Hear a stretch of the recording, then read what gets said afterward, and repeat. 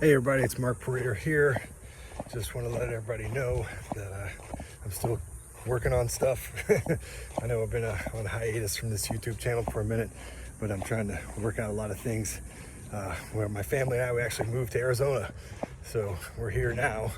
I'm out walking some kind of cool little trail I just found, and you know, I know like we've been kind of moving around a bit here lately. We went from the rainforests of Oregon to the beaches of Florida and now to the desert of Arizona.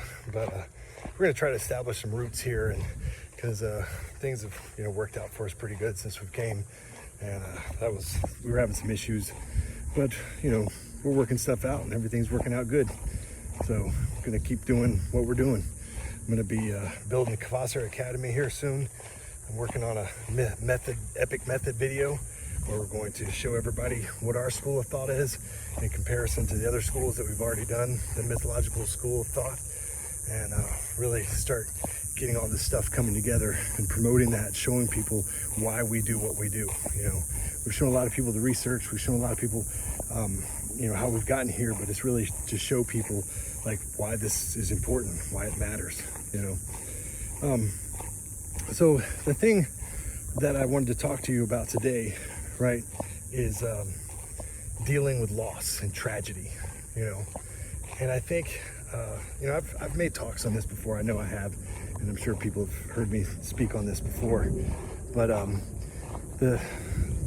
when you're dealing with things that are important, things that really, really matter, and you have people who aren't prepared to deal with those things, don't have the tools to deal with those things, don't have the services available for those things. It really separates the wheat from the chaff. You can have all the fancy dresses, fancy temples, fancy outfits, fancy this, that, and the other.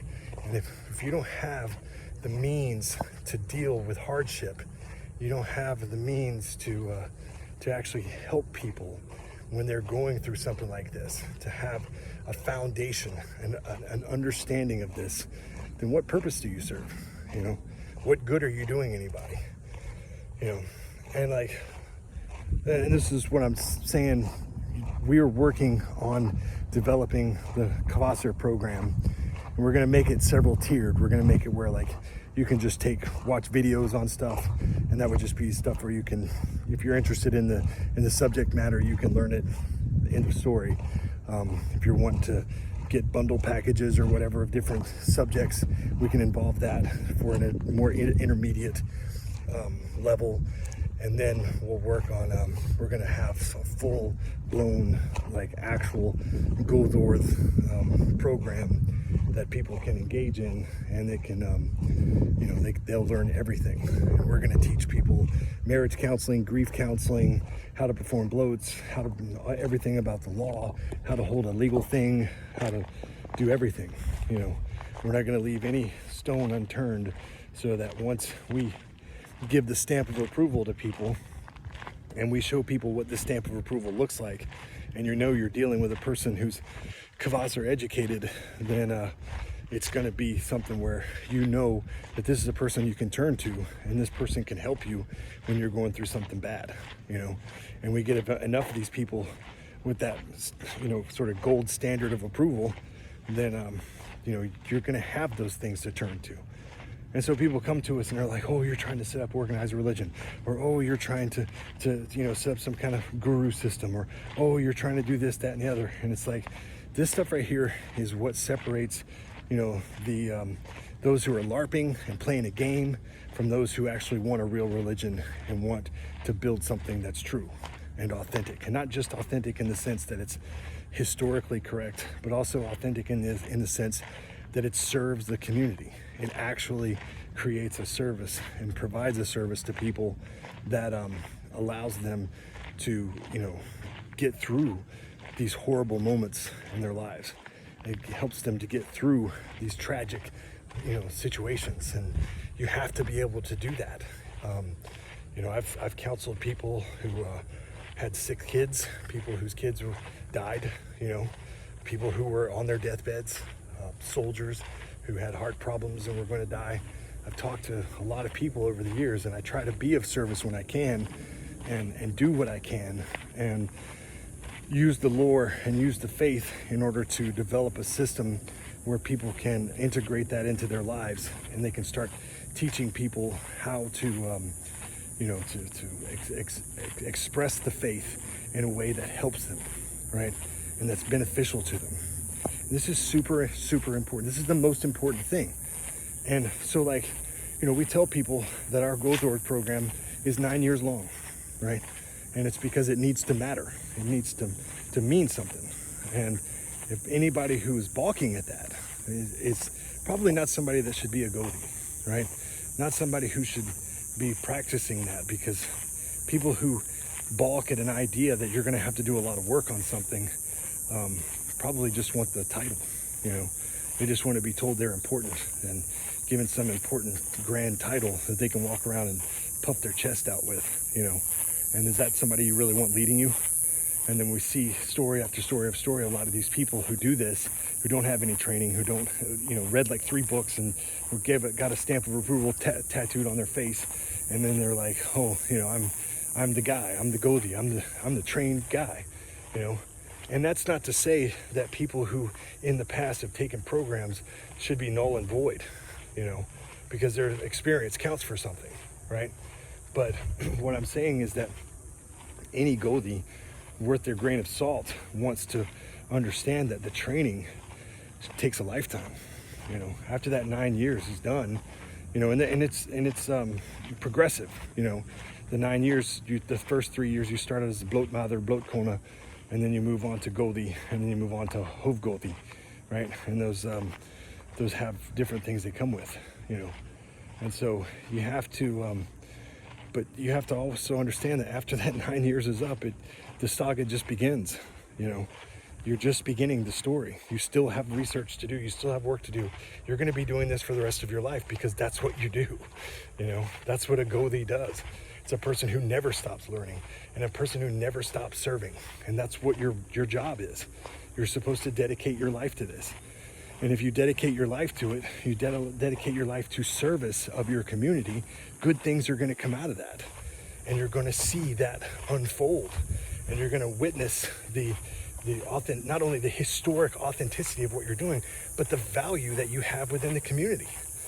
And that should mean something, And so, like, when people are suffering from loss, don't you want to have the training and the knowledge and the ability to say, I can go to that person and talk to them, and I can counsel them, and I can make their life better. I can ease the pain somewhat.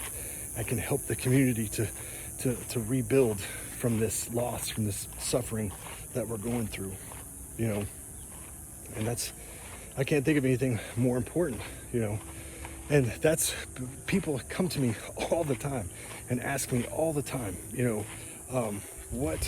how do I perform this rite of passage? I want to get married.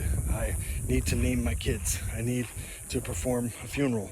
I need to do this. We need to have this done. And typically it's just a guy who's just willing to stand up and do it. It's not a trained person who's trained in doing this. It's just right now, it's just the people who can do it. And that's okay. That's a good thing. It's good that we have people that are willing to stand up and do it. But we need people that are trained, and people that can train other people. And then we spread it out, and we keep doing it, and we keep doing it, and we keep building it, and we keep building it, so that everywhere, no matter where you are, where you live, you will have people that are trained, that have the knowledge, that have the ability, have the patience and the compassion to be able to deal with these matters and be the rock for the community, and have that standard, that gold standard, where it's like, it's not just a stamp of approval. We're not just rubber stamping people. Like, you earned this. You have knowledge, you have training, you have the ability to do this, more so than anybody else. And you need that training and that understanding. And that's why these things matter. That's why they exist. People don't just go into this, looking to be exalted. You go into it because you know that your community needs this. And it's a service. It's just like if you became a fireman. You wouldn't go to a fireman place and, to a firehouse or whatever and say, I want to be a fireman. And they go, okay, well, read this book. And then after 3 weeks, you're a fireman.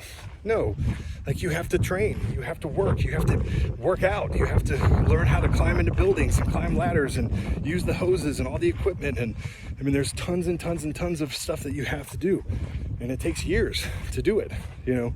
And you get that training for a reason, because you, as a person who's in a house that's on fire, you want a guy that can run in there and knows what he's doing, right? It's the same thing. It's the same thing, you know. You have a guy who gets trained, and when you hit that situation, when you hit that wall, you know, and you get smashed with life, and somebody you really care about is gone, and all of a sudden it's just good, they're gone, and you're like, you have to deal with it now. And as heathens who live in a Christian civilization, you know, we have to respect people's wishes. Families are going to come, and they're going to, you know, have things that they're going to want for their deceased and all that stuff. And you have to be patient with that as well. You have to be compassionate with that. You can't be like some anti-Christian reactionary and go to somebody's funeral and just be like, oh, stupid Christians, blah, blah, blah, and just ruin the whole thing, because it's not about you, and it's not about your beliefs or anything at that moment. It's about respecting the dead and respecting the family, right? And you being there is important, you know. So we have to work on these things. We have to train. We have to understand the circumstances we're going to be in. We have to make sure that the ceremonies are fluid and that they come out right, and that they work, and that you have them, a lot of it memorized and all that stuff. And there's just so much to it. There's so much to it that there's no possible way that you can learn it all in a few weeks, you know. And that's the thing. That's why you got to be trained. That's why you got to know these things. You know, the days of a guy who, you know, doesn't want to do the training, doesn't care about the training, but has a lot of charisma and can go up to a bloat with a piece of paper in his hand and read off of it is over. It should be over, you know. It's like, this person should have the knowledge to be able to speak to the gods, to invoke them, to you know, honor them, to present sacrifice, to perform the right divination and all the process that goes with this, and be able to have a functioning rite that brings everybody together in an authentic sense and surrounds people around somebody who's dedicated their life to the gods and to the service of the community, right? And that's what matters. That's the most important thing. That's why we do what we do, because we want people to be trained. And the people who get upset about that are the people you should be, you know, suspicious of, because there's a reason to be suspicious of them. You know, we are not trying to oppress anybody or try to hurt anybody or trying to use this stuff to get power over people or anything like that. It's the people who tell you you shouldn't have all that stuff, that you should just be able to do what you want. Those are the people who want power over you, because they don't want to do the work. They just want the power. If you don't want the training, you don't want the knowledge, you don't want the understanding, right? Then all you want is the position. Very quite literally. And you can ask anybody who has these big lofty titles, like, what do you know about this? And if you don't know anything about it, why do you have your position? That's the biggest question all of us should be asking. Why do you have your position? Why are you where you are, right? And it's something that you got to ask these guys, because I've questioned some of these guys, and it's like some of the stuff that they respond with is like anything that anybody could read out of a third grade mythology book. And they don't seem to have any concept of theology or cosmology or any idea of that whatsoever. It's just, you know, I got put in this position because I was the guy that was in that position at the time. You know, they just brought me in because I was the guy that did it.